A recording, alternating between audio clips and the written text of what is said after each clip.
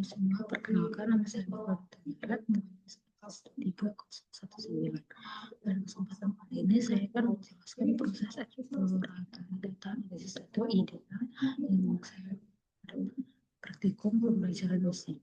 Di mana IDA ini tujuan untuk statistik data sebelum masuk ke tahap analisis lanjutan atau pemodelan mesin learning, di mana dataset yang dianalisis ada dua, yaitu dataset Titanic dan dataset COVID-19. Dan pertama kita akan masuk ke latihan kedua atau dataset Titanic. Nah, di sini pertama dataset Titanic dibaca menggunakan dari Pandas dan disimpan ke dalam sebuah data frame, di mana ketika data frame ditampilkan kita bisa melihat data dalam bentuk tabel. Di sini setiap baris mewakili satu penumpang, sedangkan setiap kolom berisi informasi tentang penumpang tersebut seperti nama, umur, jenis kelamin, kelas tiket, dan status keselamatan. Selanjutnya, selanjutnya kita lakukan dengan perintah def save. Kita mengetahui bahwa dataset ini memiliki 891 baris dan 12 kolom. Artinya terdapat 891 baris, artinya terdapat 891 data penumpang dengan 12 jenis informasi berbeda. Kemudian dengan def info kita bisa melihat nama setiap kolom, jumlah data yang terisi atau muncul dengan tipe data masing-masing. Dari sini terlihat bahwa tidak semua kolom memiliki data lengkap. Contohnya di sini ada kolom E, masih memiliki banyak data umur yang kosong. Kemudian kolom cabin memiliki sangat banyak nilai hilang, dan kolom embarked hanya sedikit yang kosong. Ini menunjukkan bahwa dataset perlu melalui tahap data cleaning sebelum digunakan untuk analisis lebih lanjut. Nah, kemudian selanjutnya itu def describe. Di sini kita menggunakan def describe untuk melihat statistik deskriptif kolom menarik. Dari hasil yang terlihat kita bisa mengetahui yang pertama rata-rata umur penumpang sekitar 21. Yang kedua harga tiket atau fare memiliki rentang yang sangat besar dari yang murah sampai sangat. Yang ketiga, nilai minimum, maksimum, median, dan kuartil membantu kita memahami sebaran data. Kemudian kita juga menggunakan def describe and group object. Berarti kita menggunakan ini untuk kolom kategori. Di sini terlihat bahwa jenis kelamin yang paling banyak itu adalah laki-laki, dan pelabuhan keberangkatan terbanyak adalah Southampton. Di sini. Dan selanjutnya kita akan mengecek missing value dan duplikatnya. Nah, di sini kita menggunakan def is null. Dengan def is null kita bisa melihat jumlah nilai kosong di setiap kolom, di mana kolom cabin memiliki missing value paling banyak di edge. Selain itu dilakukan juga pengecekan data duplikat. Hasilnya menunjukkan bahwa tidak ada baris yang terduplikasi, sehingga dari sisi keunikan data sudah baik. Kemudian masuk ke visualisasi dan insight. Nah, di sini ada beberapa visualisasi yang dibuat untuk memahami pola dalam data. Yang pertama itu visualisasi perbandingan kolom survived. Nah, grafik ini pertama perbandingan survived dengan kolom. Grafik pertama itu adalah grafik keselamatan penumpang, di mana grafik ini menunjukkan bahwa jumlah penumpang yang tidak selamat lebih banyak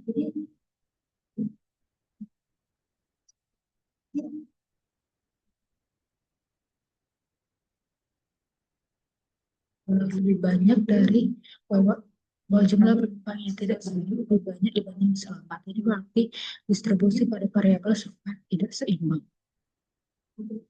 Nah, kemudian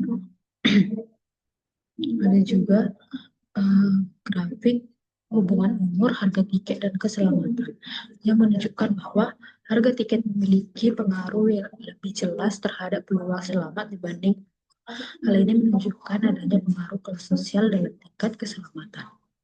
Kemudian ada diagram pie jenis kelamin. Nah, diagram ini menunjukkan bahwa penumpang didominasi oleh laki-laki. Ini menarik jika kita kaitkan dengan kebijakan evakuasi saat itu, yaitu Women and Children First. Nah, dari ide Titanic ini, kita mendapatkan gambaran awal tentang faktor-faktor yang mungkin mempengaruhi keselamatan. Selanjutnya kita masuk ke bagian tugas dengan menggunakan dataset COVID-19. Nah, langkah pertama yang dilakukan adalah membuat dataset. Dataset yang kita gunakan di sini adalah dataset COVID-19 dari file covid-data.csv. Nah, dataset ini sangat besar karena karena mencakup banyak negara dan data harian selama pandemi.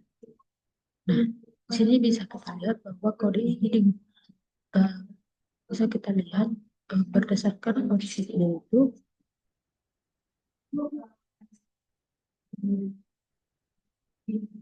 dari saat kita load data, dia akan menampilkan isi data frame yang dihasilkan.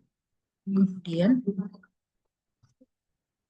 melihat struktur datanya. Nah, dengan info dan kita menemukan info, terlihat bahwa dataset memiliki banyak kolom yang informatif, tetapi juga banyak nilai yang hilang. Nah, terutama pada variabel turunan seperti yang pertama ini ada dataset sempit, data perpindahan dan data ya. Nah, ini menunjukkan perlunya proses pembersihan data sebelum analisis selanjutnya. Kemudian kita melakukan statistik deskriptif dengan menggunakan DF Describe. Nah, hasilnya menunjukkan bahwa distribusi data sangat tidak merata atas keyword. Ada juga player ekstrim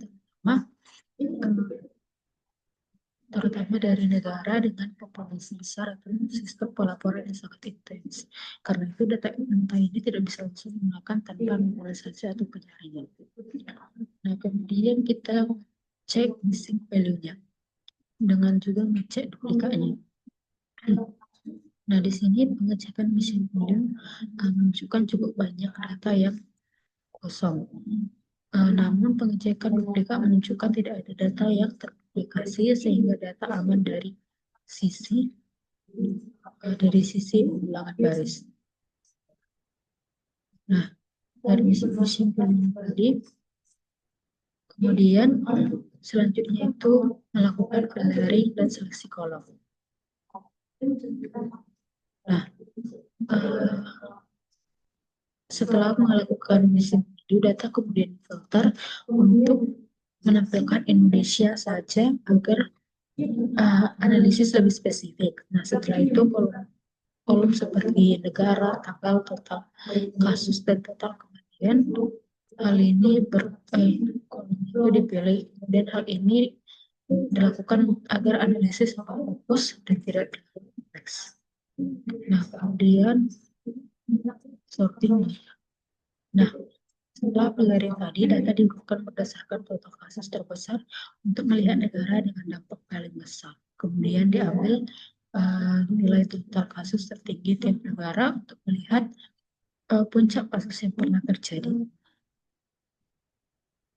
Kemudian kita masuk ke visualisasinya. Di sini ada beberapa visualisasi. Yang pertama, grafik tren Indonesia ini menunjukkan bahwa peningkatan kasus dari waktu ke waktu dengan beberapa lonjakan tajam yang menandakan gelombang penyebaran COVID-19.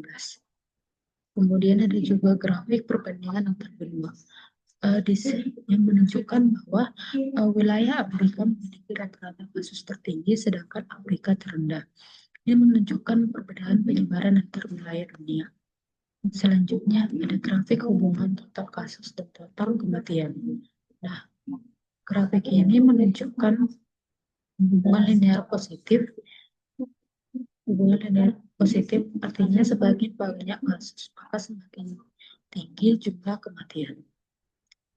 Nah, dari kedua idea ini kita bisa menyimpulkan bahwa idea sangat penting untuk yang pertama itu memahami struktur dan kualitas data. Yang kedua, menemukan nilai hilang dan outlier. Yang ketiga, melihat serta hubungan antar variabel. Nah, dengan IDA, data menjadi lebih siap untuk tahap analisis lanjutan dan atau pemodelan mesin.